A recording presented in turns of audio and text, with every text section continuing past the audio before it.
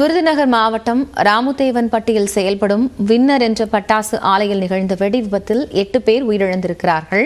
அங்கு பணியாற்றிய 10க்கும் மேற்பட்டோர் படுகாயம் அடைந்துள்ளனர்.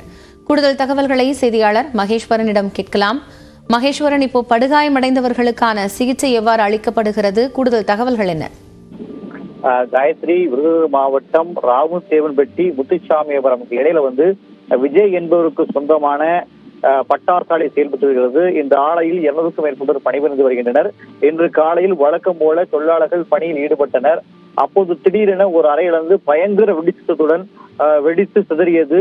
இந்த வெடிச்சது மட்டுமின்றி அந்த தீப்பொறிப்பட்டு அருகில் இருந்த அறைகளுக்கும் பரவியது. இதையடுத்து அடுத்தடுத்துள்ள அறைகள் பயங்கரமாக வெடிச்சத்துடன் வெடித்து சிதறியது. சுமார் 4 அறைகள் இதுல முற்றிலுமாக வெடித்து தரைமட்டமாகி இருக்கிறது. இதை பார்த்து அங்க பணியார்ந்த ஊழியர்கள் அலறி எடுத்து வெளியே விடுறாங்க. சில நாள் வெளியே வர முடியாமல் அந்த கட்டட இடிபாடு சிக்கி காயமடைஞ்சிருக்காங்க. இந்த வெடி விபத்துல ஒரு 8 பேர் சம்பவ இடத்திலே பரிதாபமாக உயிரிழந்திருக்கிறாங்க. ஒரு 10க்கும் மேற்பட்டோர் காயமடைஞ்சிருக்காங்க. காயமடைந்த சிவகாசி மற்றும் சிகிச்சைக்கு அனுமதி கொண்டு போயிருக்கிறாங்க. தற்போது 8 வடி உடல்கள் மீட்கப்பட்டிருக்கிறது. இடிபாடுகள் தொடர்ந்து பயங்கரமான வெடி விபத்தினால அடுத்தடுத்த அறைகளும் தீப்பிடிச்சு எத்திட்டு இருக்கு. தீயணைப்பு துறையினர் தீயை அணைக்க முயற்சி எடுத்துருக்காங்க. ஏன்னா பயங்கரமாக தீ கொழுந்து விட்டு இருக்கிறது அந்த உள்ளே செல்ல முடியாத சிரமம் இருக்கு. அந்த சிரமத்திற்கு இடையில தீயணைப்பு துறையினர் காவல்துறையினர் உள்ளே சென்று அதுக்கு அனைத்து அந்த கட்டட இடிபாடு சிக்கல்களை மீட்கும் பணியில் ஈடுபட்டு இருக்காங்க.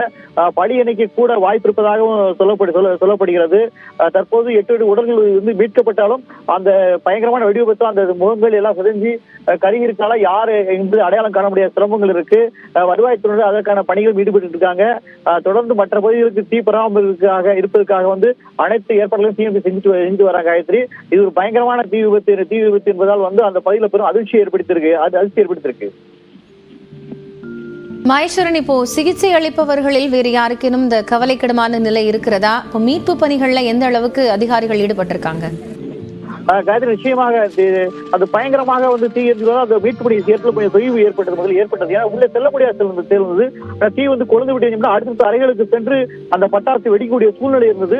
இதனால் 10 உள்ளே செல்வதற்கு கொஞ்சம் சிரமம் வந்து அந்த சிரமத்தை மீறிதான் தற்போது உள்ளே சென்று அதனை உடல்களை மீட்டு வராங்க.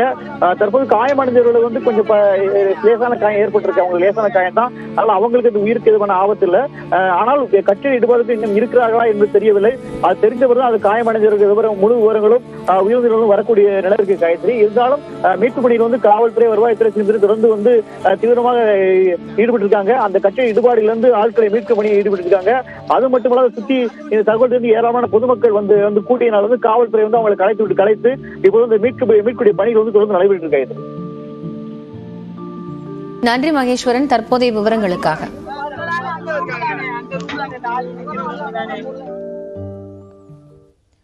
திராவிட மாடல்